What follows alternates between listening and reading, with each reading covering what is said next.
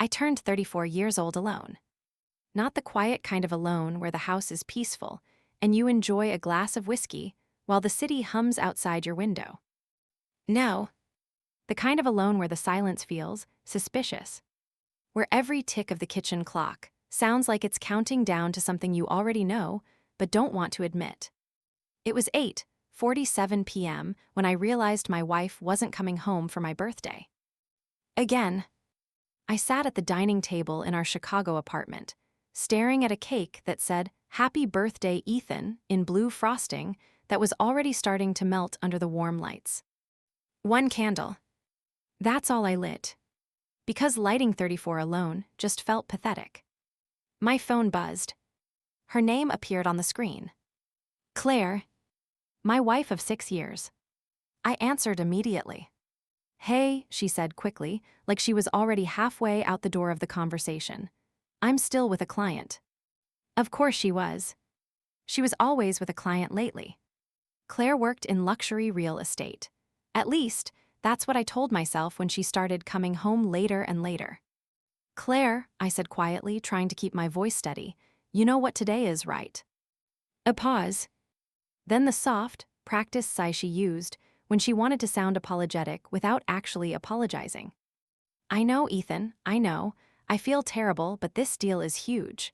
The buyer flew in from New York and wants to see 3 penthouses tonight." Tonight? On my birthday? My fingers tapped the table. "You couldn't reschedule." "It's a $9 million client," she replied quickly. "You don't reschedule $9 million. I looked down at the cake. At the candle. At the 2 empty wine glasses I'd set out hours ago like an idiot. "Right," I muttered. "I'll make it up to you tomorrow, okay?" she said. "We'll do dinner somewhere nice." Tomorrow. The universal word for not important enough today. "Sure," I said. She hesitated. "Happy birthday, Ethan." Then the line clicked dead. I stared at the phone for a long moment before setting it face down on the table. Something inside my chest felt hollow. But here's the thing about suspicion. It doesn't start as a storm. It starts as a whisper. And for the past 3 months, that whisper had been getting louder. Claire's late nights. The sudden gym membership. New dresses that she never wore around me. Perfume I'd never smelled before. At first, I told myself I was being paranoid. Marriage does that to people sometimes. But then little things started stacking up like evidence in a courtroom. The first red flag came 2 weeks ago. Claire left her phone on the kitchen counter while she showered. I wasn't snooping. I swear.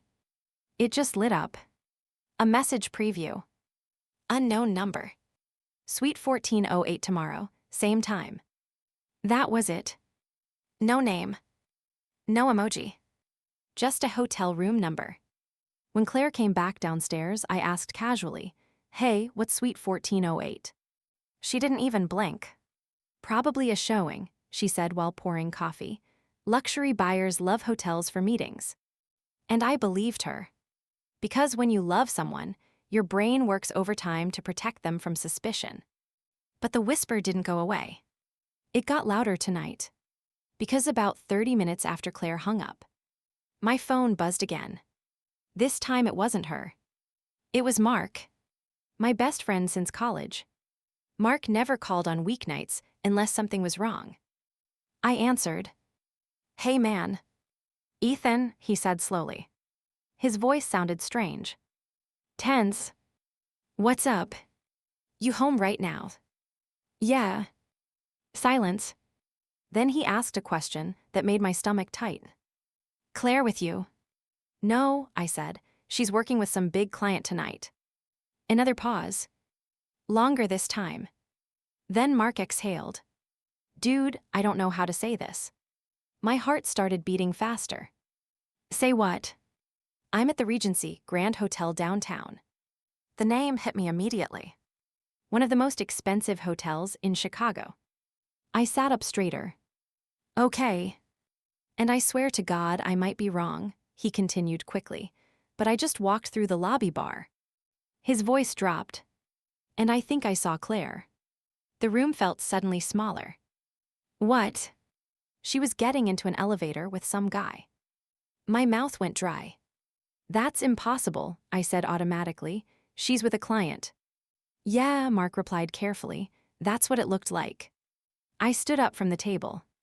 The candle flame flickered. Did you see which floor?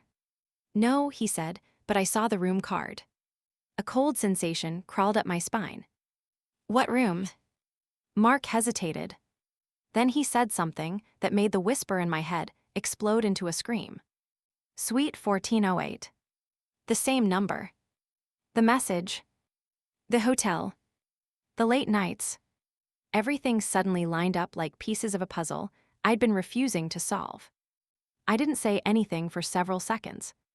Ethan, Mark asked carefully. Yeah, I said quietly. You okay? I looked down at the birthday cake. The melting frosting. The single candle burning in the middle. And suddenly, I started laughing. Not happy laughter. The kind of laugh that comes when reality punches you in the chest. Oh, I'm great, I said. Mark didn't sound convinced. What are you gonna do? That was the question, wasn't it? What do you do when the person you trusted most in the world might be lying to your face? Most people would drive to the hotel, kick down the door, start a screaming match. But something inside me snapped into a calm I didn't recognize. A cold kind of calm. Because Claire thought she was smarter than me. She thought she had the perfect excuse, the perfect alibi. But she forgot one small detail. My phone was still connected to our shared cloud account. And 5 minutes earlier, a location notification had quietly appeared. Claire's iPhone, Regency Grand Hotel. Floor 14. Suite hallway. I picked up my phone, opened our message thread, and slowly typed 8 words. Then I hit send. The message read, "Hope the client enjoys the room, Claire." 3 dots appeared immediately. She was typing, but before she could respond, I sent one more text. The one that made my hands stop shaking. The one that made everything very, very real. By the way, say hi to the man in suite 1408. The typing bubbles disappeared. Just like that. 3 little dots gone. No reply. No excuse. No quick, what are you talking about? Text like someone innocent would send. Nothing. I stared at my phone while the candle on my birthday cake slowly burned lower. Mark was still on the line. Ethan, he asked. She stopped typing, I said. What? She started typing a response, then stopped. Mark went quiet. Because we both knew what that meant. People only stop typing when they realize they've been caught. You want me to go check the floor? Mark asked carefully. I considered it. Part of me wanted to say yes. Part of me wanted confirmation. But another part of me, something colder, something quieter, said something different. No, I said. Why not? Because if she's there, I replied slowly, I want her to wonder how I know. Mark exhaled. Jesus, man. I walked to the kitchen sink and blew out the candle. Smoke curled into the air. 34 years old. And the one person who should have been sitting across from me tonight was probably in a hotel room with someone else. Did she text back yet? Mark asked. I checked my phone. Still nothing. Nope. Maybe she's just confused. I almost laughed. Yeah, I said flatly, confused about which lie to tell first. Mark didn't argue. Because he'd known Claire almost as long as I had. And the truth was, even before tonight, he'd been suspicious. 6 months ago, we were at a barbecue in his backyard.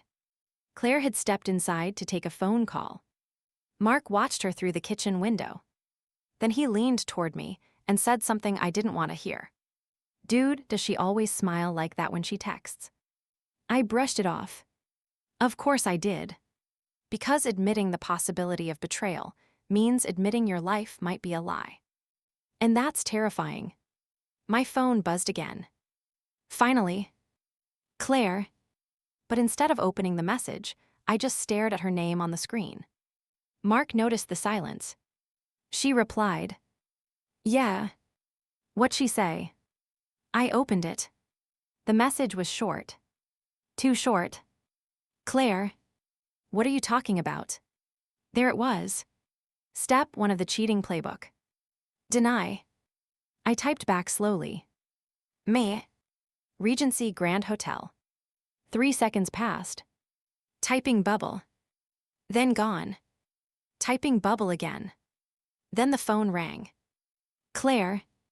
Of course she called. Because lies are easier to deliver with your voice than with written proof. I answered. Ethan. Suite 1408, I interrupted calmly. Silence. Just breathing on the other end. Then she said it. The line I'd been expecting. You're being crazy. Crazy. The favorite word of guilty people everywhere. I'm crazy, I asked quietly. Yes, she snapped. I told you I'm working. Great, I replied. Then put your client on the phone. Another silence. Longer this time. Ethan, that's ridiculous. Why? Because that would be extremely unprofessional. I smiled slightly. Sleeping with a client is also pretty unprofessional. Her voice turned sharp. I am not sleeping with anyone. Then open the hotel door, I said. What? Open the door to the hallway. Why? Because my friend Mark is in the lobby. Dead silence. That was a lie. Mark was still on the phone with me from my kitchen. But Claire didn't know that. And suddenly her breathing changed. Shorter. Faster. Caught. Claire, I said softly, is there a man in that room with you? No. Too fast. Too automatic. Put me on speaker. Why would I do that? So he can hear me. Her voice dropped. There is no he. I leaned against the counter. Then you won't mind if I come upstairs. Mark whispered through the phone in my other ear, dude. Claire panicked. You are not coming here. That reaction told me everything. Why not? I asked. Because you're embarrassing me. I let out a slow breath. Embarrassing you?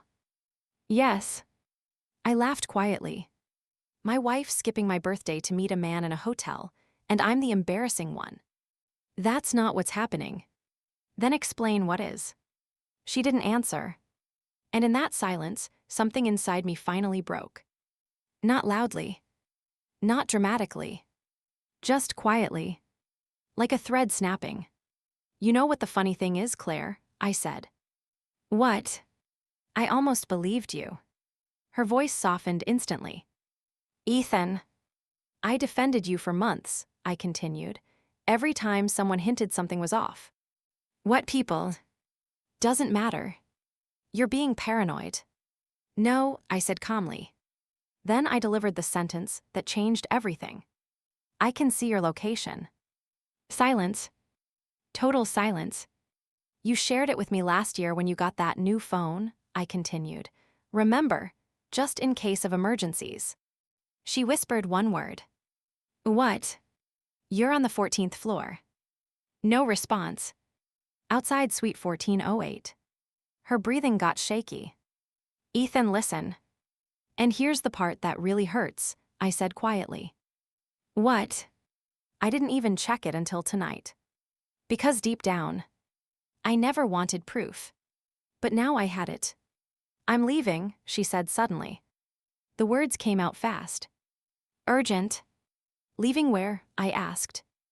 Home. I nodded slowly. Good idea. I'll be there in 20 minutes, she said. And Ethan. Her voice softened again. Almost pleading.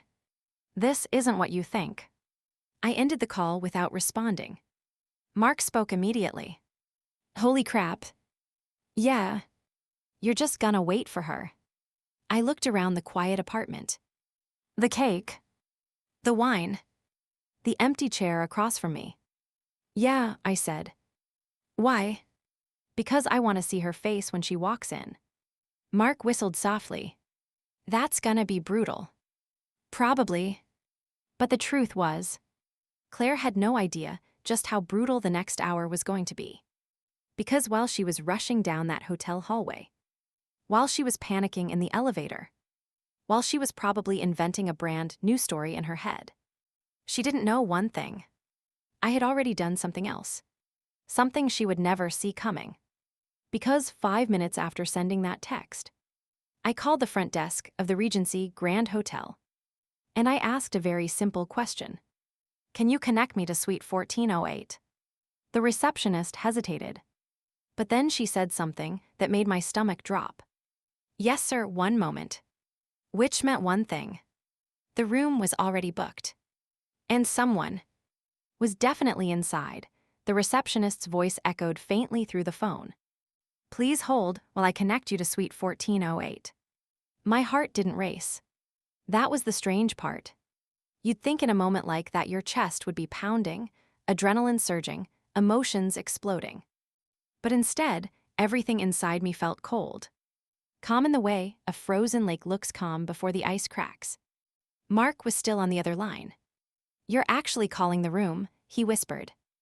Yeah. Dude, that's savage. I didn't answer. Because at that exact moment, the ringing started. 1 ring. 2 rings. 3. My mind ran through every possibility. Maybe no one would answer. Maybe it was empty. Maybe Claire had used it earlier. Maybe. Click. The line connected. And a man's voice said, Hello. Every muscle in my body locked. That voice did not belong to a hotel employee. It was calm, confident, older, definitely not Claire. I didn't speak immediately. The man tried again. Hello. My throat felt dry. Yeah, I said slowly, is Claire there? There was a pause. The kind of pause that lasts half a second but feels like 10. Who is this? The man asked. His tone changed. Slightly defensive. Slightly irritated. Mark whispered through my other phone, Holy SH. I muted him. This is her husband, I said. Dead silence. On the other end, I could hear movement. A chair scraping. Footsteps. Then the man spoke again. Lower now. Careful. I think you have the wrong room. I smiled bitterly. Suite 1408. Another pause. Then he hung up. Just like that. No goodbye. No explanation. Just click. The call ended. For a moment, I just stood there staring at the phone. Mark broke the silence. Ethan. Yeah. That was definitely a guy. Yeah. You okay?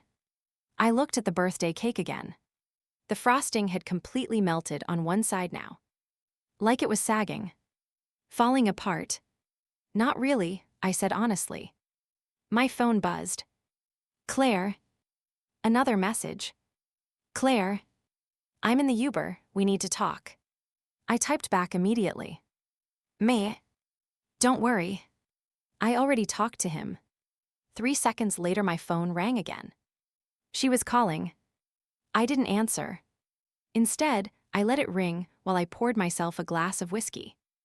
The good bottle. The one Claire bought me 2 Christmases ago. Funny how gifts can age into reminders. The phone stopped ringing. Then another text came through.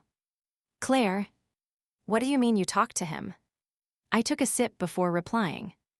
Me. Nice guy.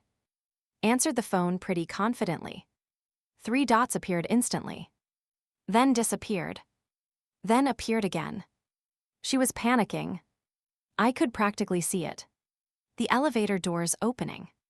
Her standing on the sidewalk outside the hotel. Reading my messages. Realizing the entire lie had collapsed. Finally, another message arrived. Claire.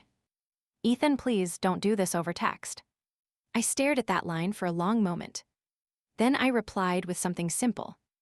Me. Drive safe. Mark exhaled loudly. Dude, this is insane. Yeah. You sure you don't want me there? I thought about it. Mark showing up. Standing beside me like backup. But this wasn't a bar fight. This was a marriage ending. No, I said, I need to handle this alone. All right, he said quietly, Call me if things get messy. I will. We hung up. The apartment fell silent again. Except this time, the silence felt heavier. Because now I knew the truth. There wasn't any more guessing. No more whispers. Just facts. My wife had been in a hotel room with another man on my birthday. And he answered the phone like he belonged there. I walked to the window and looked down at the Chicago street below. Cars moving. People walking. Normal life continuing like nothing had happened. It's funny how betrayal works. Your entire world collapses. And everyone else just keeps going. 22 minutes later, headlights flashed through the window. A black Uber pulled up outside our building. My chest tightened slightly. Showtime. I watched Claire step out of the car. Even from 14 floors up, I recognized her instantly. Long brown hair. Beige coat. The same one she wore on our anniversary dinner last year. She looked up at the building for a moment before walking inside, probably wondering what version of me she was about to face. Angry husband. Heartbroken husband. Screaming confrontation. Honestly, I didn't know either. 5 minutes passed. Then I heard the elevator ding in the hallway. Footsteps. Slow ones. The sound of someone gathering courage. Then the key turned in the apartment door. It opened quietly. Claire stepped inside. Her eyes immediately found me standing by the window. For a few seconds, neither of us spoke. She looked shaken. Makeup slightly smudged. Hair messy. Like she'd been running her hands through it the whole ride home. Ethan, she said softly. I didn't answer. She closed the door behind her. Then she noticed the cake on the table. The single melted candle. The untouched plates. Her expression cracked slightly. I'm sorry about tonight, she said. I tilted my head. Just tonight. She flinched. That's not what I meant. Then what did you mean? She took a step toward me. I can explain. Of course she could. Cheaters always can. I'm sure you can, I said calmly. Her voice trembled. Please just listen. I walked over to the table and picked up my phone. Then I tapped the call log. And held it up. Why did the man in Suite 1408 answer your phone? Her face went pale. Like someone drained the color out of it. Take your time, I said. She opened her mouth. Closed it again. Her eyes darted around the room like she was searching for a lie strong enough to survive. But here's the problem with lies. They collapse under specific questions. And I had plenty. Was this the first time? I asked quietly. Her silence answered louder than words. My stomach twisted. Wow, I muttered. Ethan. How long? Her eyes filled with tears. That was new. Claire rarely cried. 3 months, she whispered. 3 months. The exact amount of time my gut had been screaming at me. I nodded slowly. Who is he? She hesitated, which somehow made it worse. Then she finally said a name that made the room spin slightly. Daniel. The whiskey glass nearly slipped from my hand. Because I knew a Daniel. Very well. And suddenly, the betrayal became something even worse. Something I never saw coming. Daniel, I repeated slowly. Then I looked straight into her eyes. You mean my business partner, Daniel? For a moment, the entire apartment went silent. Not the quiet kind of silence. The heavy, suffocating kind. Claire's eyes widened the second the words left my mouth. Which told me everything. I didn't need confirmation. I already had it. But I asked anyway. You mean Daniel Carter, I said slowly. My partner at the firm. Her lips trembled. Ethan, please. Just answer the question. She looked down at the floor. And that was the moment my chest felt like someone drove a steel rod straight through it. Because silence is sometimes the loudest confession. I let out a short, humorless laugh. Wow. Claire wiped a tear from her cheek. It didn't start like that. I stared at her. It never does. She took another step closer. Please listen to me. Did he know tonight was my birthday? I asked. She froze. Her hesitation lasted less than a second. But it was enough. I shook my head slowly. That's unbelievable. Ethan. You both knew, I continued, and you still booked a hotel room. That's not what happened. Oh, really? Her voice cracked. We didn't plan it like that. I leaned against the table, crossing my arms. Then explain it to me. Claire inhaled shakily. 3 months ago, Daniel asked me to help him look for investment properties. Of course he did. Daniel Carter. The charming one. The smooth talker. We built our marketing agency together 6 years ago. He handled clients. I handled strategy. He was the guy everyone liked at parties. The guy who always knew the best bars. The guy who once toasted at my wedding and said, Ethan's the luckiest man alive. Claire continued speaking. We met a few times for property tour, and then one night we got drinks. And magically ended up in bed. Her face tightened. It wasn't like that. Then what was it like? She hesitated again. Then whispered something that made my blood boil. I felt ignored. I blinked. Excuse me. You've been working nonstop for 2 years, she said quickly. Late nights, weekends, business trips. I stared at her in disbelief. So you slept with my business partner. That's not fair.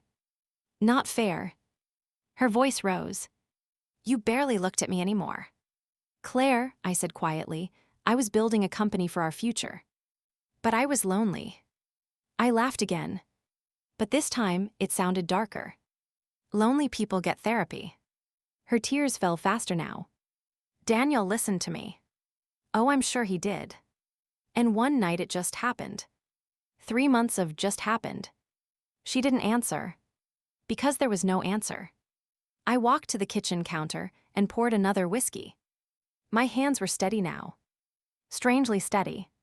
Claire watched me nervously. Ethan, please say something. I took a sip.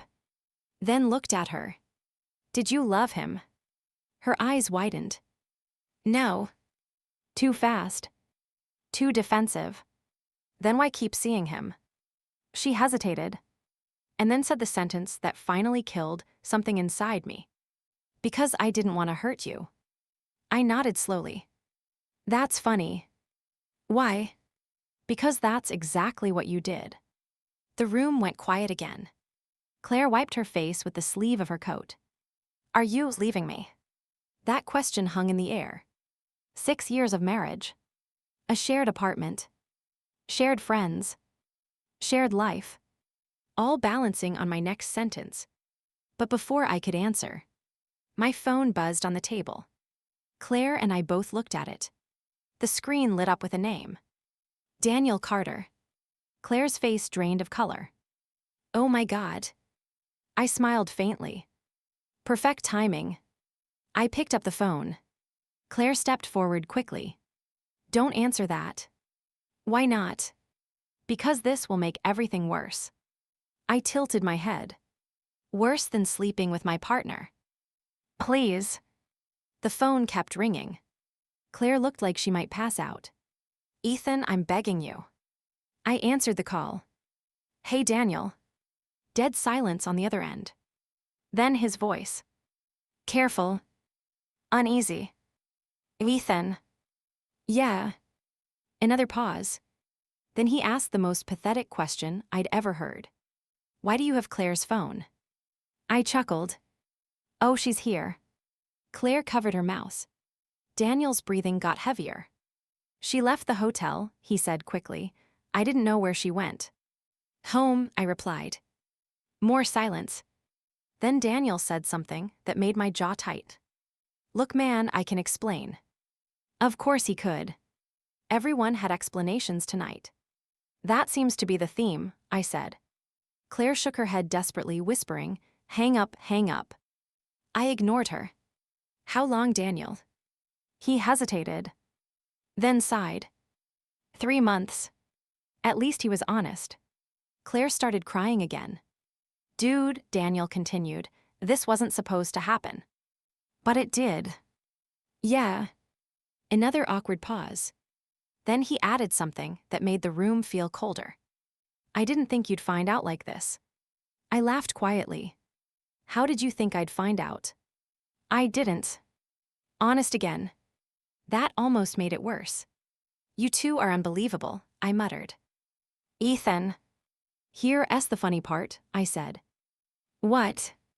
You answered the phone in the hotel room. Daniel groaned softly. Yeah, that was a mistake. The first of many. Claire suddenly spoke up. Daniel stopped talking. But he ignored her. Look, man, he said, we didn't plan to hurt you. You just did it anyway. Yeah. I rubbed my temple. It felt surreal. Standing in my own apartment. My wife crying in front of me. My business partner confessing on speakerphone. All on my birthday. Then Daniel asked a question. Where do we go from here? I looked at Claire. Her mascara was smeared.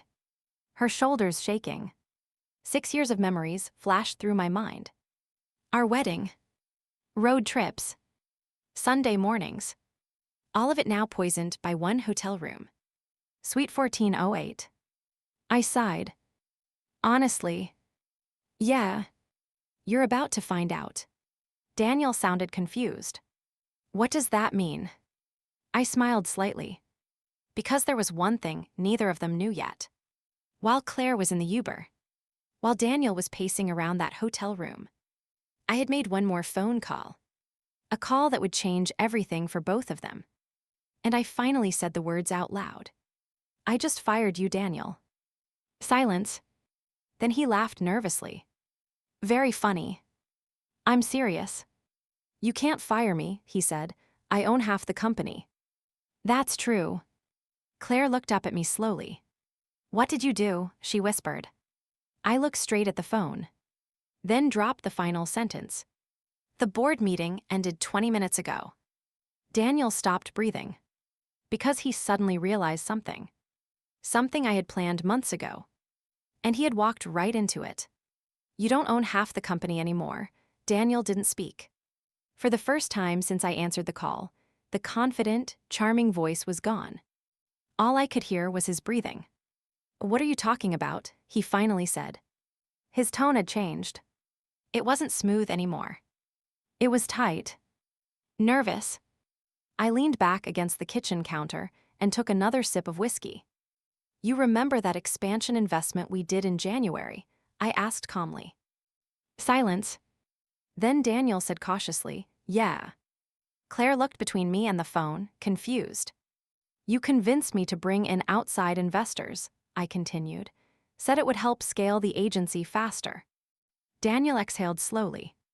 Ethan, what did you do? I smiled faintly. I listened to you. Another pause.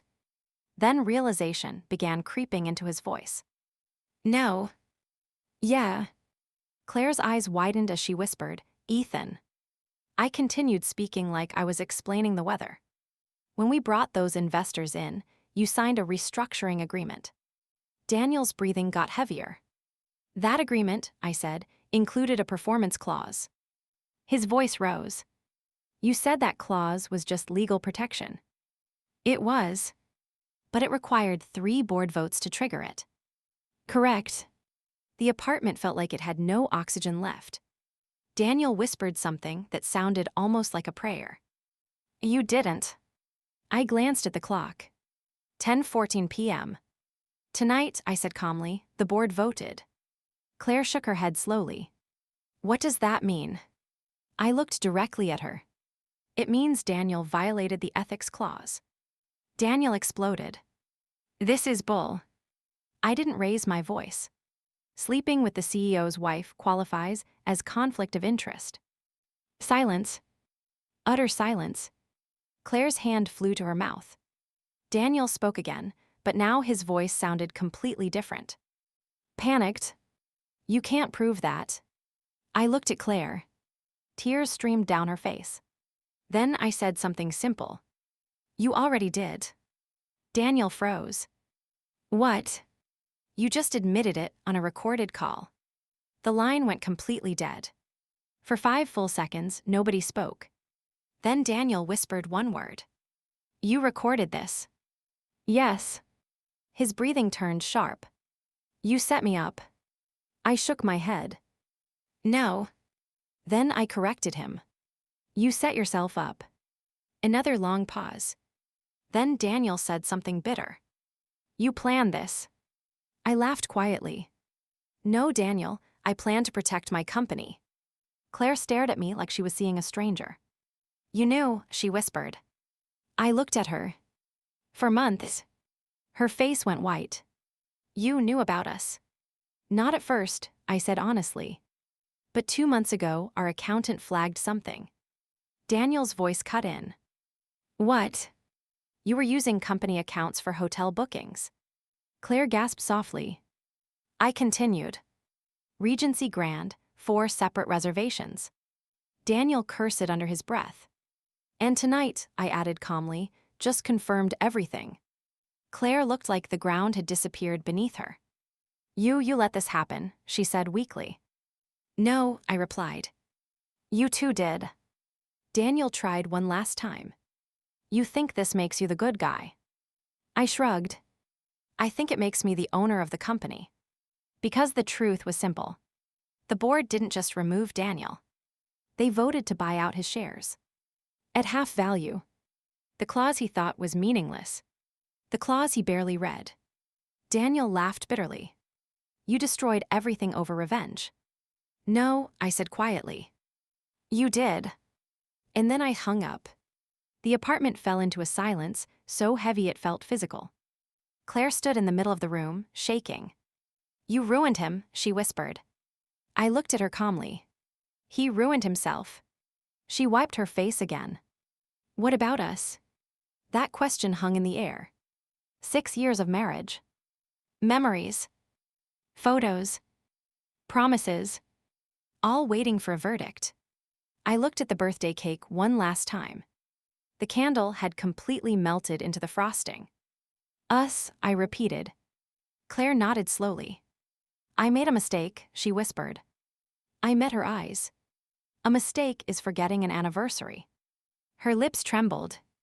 This was a choice. She took a step toward me. Please, we can fix this. I shook my head gently.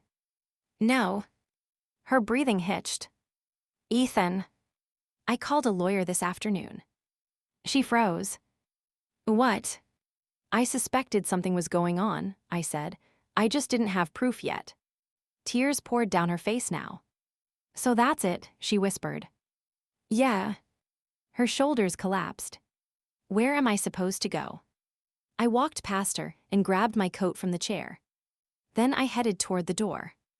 As I opened it, she spoke again. Where are you going? I paused. Looked back at the apartment. At the cake. At the woman I thought I'd spend my life with. Then I said something that surprised even me. Out. Her voice cracked. On your birthday. I gave a small shrug. Yeah. Then I added one final sentence before stepping into the hallway. Turns out, 34 is a great age to start over. And for the first time all night, I felt something close to freedom.